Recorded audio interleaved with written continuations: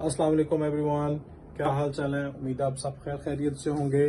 Welcome to a new vlog. और vlog तो नहीं, खैर ये एक छोटा सा एक किस्सा है आप लोगों के साथ शेयर करना है। एक इंसिडेंट हुआ है जो आप लोगों के साथ शेयर करना है। आपको थंबनेल से और कैप्शन से आइडिया हो गया होगा कि हम आज किसके बारे में बात करेंगे और क्या बात करेंगे। और चूँकि वीडियो मैंने जिस टाइम बनाई थी उस टाइम पे ना स्टार्टिंग थी ना एंडिंग थी उसकी, तो इसलिए मैंने अलग से इसको शूट कर रहा हूँ। और ये इंसिडेंट ऑलरेडी हो चुका हुआ है। और आप लोग वीडियो को कंप्लीट देखिए, लाइक शेयर एंड सब्सक्राइब लाजमी करना। तरफ जा रहा हूँ, हालत बहुत ख़राब हो गई हुई है और बहुत टायरिंग था आज का दिन।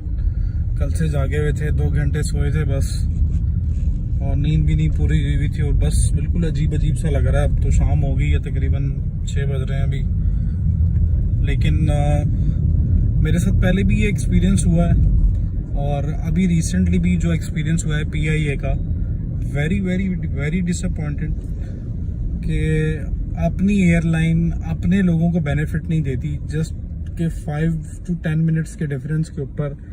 अच्छा, फ्लाइट लेट हो जाए तो वो ओके है, उसमें कोई इशू नहीं है, वो हम लोग कंपनसेट कर सकते हैं। लेकिन अगर पैसेंजर जिसकी वजह से फ्लाइट चल रही है, जो आपकी PIA को चला रहा है, पैसेंजर चला रहा है ना, अगर पैसेंजर ही नहीं आएगा फ्लाइट के ऊपर तो PIA कैसे चलेगी या कोई भी एयरलाइन कैसे चलेगी जब तक आप उसको सर्विस नहीं दोगे, जब तक आप पैसेंजर की रिस्पेक्ट नहीं करोगे। मेरी यहाँ के आज आई डोंट नो कौन था, PIA का हेड था या PIA को ऑपरेट कर रहा था या PIA ऑन बोर्ड करवाता है, कौन बंदा था वो। वेरी रूड बिहेवियर, बहुत बदतमीज लहजे के अंदर उन्होंने बात की, बहुत गलीज तरीके से बात की। सॉरी मैं इन अल्फाज का इस्तेमाल कर रहा हूँ, लेकिन मुझे बहुत ज़्यादा डिसअपॉइंटमेंट हुई कि यार ये पाकिस्तानी है जो बाहर आके इस तरीके से ट्रीट करते हैं और फिर कहते हैं कि यार हमारा मुल्क तरक्की नहीं कर रहा। कैसे करेगा तरक्की, कैसे करेगा मुल्क तरक्की जब आप अपने लोगों को फैसिलिटेट नहीं करेंगे। आप फॉरेनर्स के आगे भिज जाते हैं, फॉरेनर के जो है वो आप कहते हैं कि फॉरेनर ना हो गया भगवान हो गया या आपका खुदा हो गया, नाउजुबिल्ला।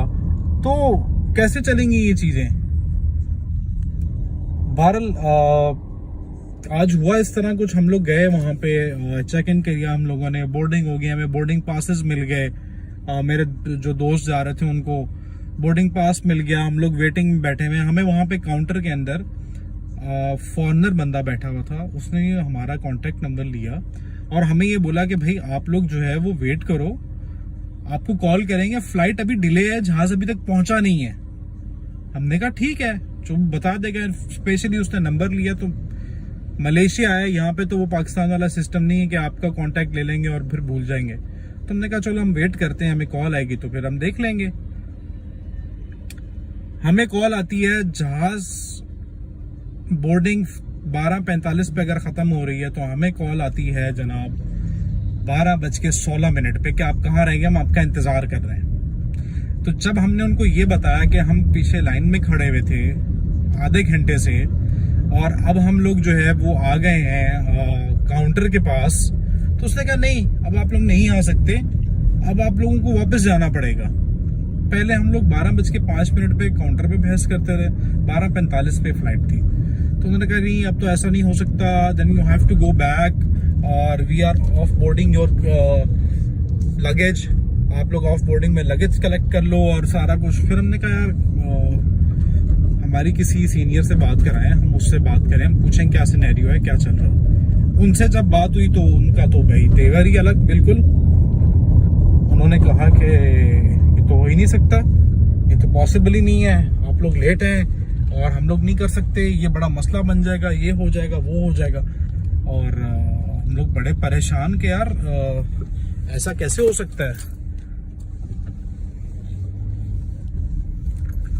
हम लोग बड़े परेशान यार कि ऐसा कैसे हो सकता है कि मसला बन जाएगा, क्यों बन सकता है मसला, ऐसा क्या हो गया कि मसला बन जाएगा। और क्या नाम है उसका, 5 मिनट का खाली मार्जिन है, 5 मिनट में हम लोग पहुंच जाएंगे वहां पे। और मैक्सिमम 5 मिनट भी नहीं लगने थे, विद इन टाइम हम लोगों ने जहाज में बैठ जाना, मतलब मेरे दोस्तों ने बैठ जाना था। Sorry I was not travelling, लेकिन क्योंकि मैं सारे सिनेरियो में उनके साथ था तो इसलिए मैं हम करके बात कर रहा हूँ। तो ऐसा कुछ भी नहीं होना था। पीआईए की इंतहाई नालायकी, अभी इतने बड़े क्राइसिस से निकली है वो, अभी उनको लोन एसेंशन हुआ है तो उन्होंने सैलरीज दी है, और उनका एटीट्यूड ऐसा है कि जिस तरह पूरे पाकिस्तान को ये लोग चला रहे हैं, लेकिन इन एक्चुअल पीआईए को चलाने वाले उसके कस्टमर्स हैं, उसकी क्लाइंट है जो उसमें जाते हैं, जो ट्रैवल करते हैं उसके अंदर। और आई थिंक इट्स बेटर कि ये लोग इस चीज को अंडरस्टैंड कर लें। बड़ा अच्छा नाम था पीआईए का कि पीआईए ने एमिरेट्स को, कतर को और डिफरेंट एयरलाइंस को ट्रेनिंग दी हुई है और बड़ी टॉप की एयरलाइन रही है, लेकिन इस तरह की चीजें देख के मैं तो आज बहुत ज्यादा मतलब बता नहीं सकता कि मेरी क्या हालत है और मेरे क्या तासुरात हैं। और बहरहाल मैं यही कहूंगा सबसे, जितने भी पाकिस्तानी भाई हैं, कि इस तरह के बिहेवियर को मेरे हिसाब में बिल्कुल निगलेक्ट नहीं करना चाहिए। इस चीज को जो है वो ऊपर लेकर आना चाहिए। जब फॉरेनर कंट्री के अंदर रहते हुए वहां की इमिग्रेशन आपको सपोर्ट कर रही है और आपकी अपनी एयरलाइन कह रही है कि हम नहीं वेट कर सकते, जहाज भी 1:08 पे उड़ा, मतलब आप 12:45 और 1:08 पे फ्लाइट लैंड हुई। I will put the screenshot कि किस टाइम पे जहाज यहां से उड़ा है। लेकिन बस वही चीज कि नहीं तो नहीं, जिद अकड़, वो समझते हैं कि भाई हम लोग फिरौन है और हमें कोई पूछने वाला नहीं, हम जो करेंगे करेंगे। अल्लाह रस्सी इतनी ढीली करता है, लेकिन उसके बाद जब खींचता है ना तो बड़ा कुछ टूट जाता है। तो भाई मेरी तो ये रिक्वेस्ट है पीआईए से स्पेशल और ऊपर की अथॉरिटी से कि काइंडली इसके ऊपर चेक एंड बैलेंस किया जाए प्रॉपर, ठीक है। और मैं तो हिम्मत करके बोल रहा हूँ भी, कितने लोग हैं ऐसे जो बेचारे बोल ही नहीं पाते, जिनको ये ना पढ़ा लिखा होना या जहालत के ताने दे के ये लोग जलील करते हैं, और उनकी नासमझी को उनका मजाक बना के उनको जलील करके वो रफा दफा करते हैं। कितनी 2 नंबरियां होती नहीं, पहले टिकट इशू हुए में पीआईए से और आप जब जा रहे हो सब कुछ है और पता लग रहा है वो जो ट्रैवल एजेंट ने 2 नंबरी कर दी। ट्रैवल एजेंट साहब भी हमारे कुछ ऐसे हैं कि माशाल्लाह वो भी पीछे नहीं रहते पैसे हेटने से। तो ये सारा का सारा सिस्टम चेंज होने वाला है। और मेरी अभी बिल्कुल हालत ऐसी हुई है कि मैं 48 घंटे से ज्यादा का जागा हूँ और मेरा दिल कर रहा है कि बस मुझे बेड मिले और मैं सो जाऊं। अभी मैं आके पार्किंग में खड़ा हुआ हूँ और मैंने कहा मैं ऊपर जाने से पहले ये चीज बिल्कुल आप लोगों को बताऊं और हाईलाइट करूं कि यार this is a very serious issue. और ये आज हमारे साथ हुआ है, कल कितनों के साथ होगा। 4 पैसेंजर्स को उन्होंने ऑन बोर्ड, मतलब आप समझ लो कि विद इन 5 मिनट्स का भी डिफरेंस नहीं है, तो उन्होंने 4 पैसेंजर्स को जहाज पे नहीं बैठने दिया। It's very shame for PIA, very very shame. और आई होप कि मेरी इस वीडियो को, मेरे इस मैसेज को ये पॉजिटिवली लें और अपनी इम्प्रूवमेंट करें, ना कि ये कहें कि यार इस बंदे ने ये बात कर दी, इसने कैसे ये बात कर दी, ये तो कर नहीं सकते बात, इस तरह की बात तो किसी की जरूरत नहीं होनी चाहिए वो बात करे। हमारा राइट बनता है, हम करेंगे बात, क्योंकि आप हमारे पैसों से अपनी तनख्वाहें ले रहे हो, आप हमारे पैसों से पूरा पीआईए चला रहे हो, तो हमारा तो राइट है, हम बोलेंगे। We are the stakeholders here, so we will talk. और हम लोग जहां पे आप गलत होंगे हम लोग आपको बताएंगे भी, क्रिटिसाइज भी करेंगे, और जहां पे अच्छाई होगी वहां पे तारीफ भी करेंगे। आप लोगों ने ब्लॉग देख लिया, वीडियो देख लिया, सारी बात समझ आ गई होगी और क्या हुआ आई होप के काफी हद तक ये भी पता लग गया होगा आप लोगों को। और फिर भी किसी चीज की कंफ्यूजन है तो कमेंट बॉक्स में बताएं, उसका आंसर आपको मिलेगा। और अगर किसी के साथ इस तरह का कोई इंसिडेंट हुआ है तो वो भी हमारे साथ शेयर करें।